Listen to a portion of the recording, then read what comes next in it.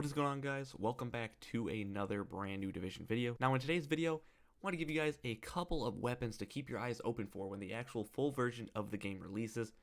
I tested a couple of these weapons in PvE and PvP as well, and they were certainly extremely good weapons. Also guys, please keep in mind that these weapons are in no specific order, so I didn't rank them from worst to best or best to worst, as well as these are based purely on my opinion.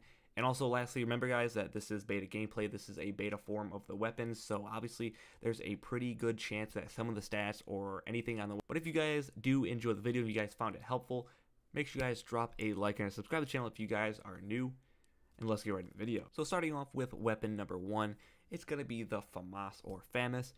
If you guys played the first division, you guys know this weapon was in the game. Also, once again, this gun has a super high RPM. In my opinion, I think it's a super consistent weapon for PvP and PvE, although I do think it is leaning a little bit more towards the PvP side because this gun is really accurate also compared to the version in Division. So weapon number 2 is going to be the MP7.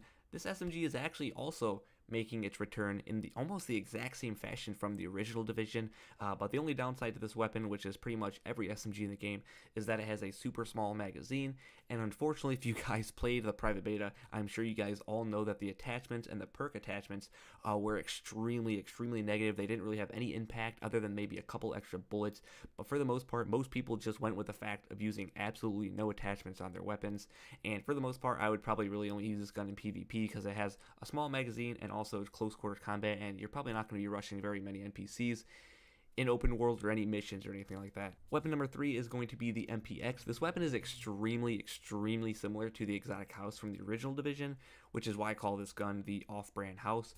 Overall, I'd say it's a pretty decent gun. The only downside, at least for me personally, is that I feel like it's going to be a really hard gun to get. It's going to be really rare. So next up at number 4 is going to be the P416 assault rifle. This gun feels super similar to the lightweight M4 from Division 1, and honestly, out of all the guns that I used in the beta through the 3 days, this was the gun that I probably had the most success with, and also this was definitely 100% the most consistent weapon that I used. Lastly, weapon number 5 is going to be the Setar assault rifle. Unfortunately, I didn't get lucky enough to get a single one of these to drop in the Dark Zone or in any of the missions in the private beta, but this weapon is pretty much an assault rifle version of the AUG SMG, but with a higher fire rate. And from my personal experience of any videos or streams that I watched of anyone that I knew, this gun absolutely shredded, whether or not it was in PvP or PvE. I recommend you guys just go on YouTube and just search up the class setups that people made and just gameplay of people that had the Setar assault rifle, so that you guys can just see how good that gun actually is. Other than that, hopefully you guys enjoyed the video and that you guys give some of these weapons a try when the full version of the game comes out, as well as when the open beta starts on the 1st of March.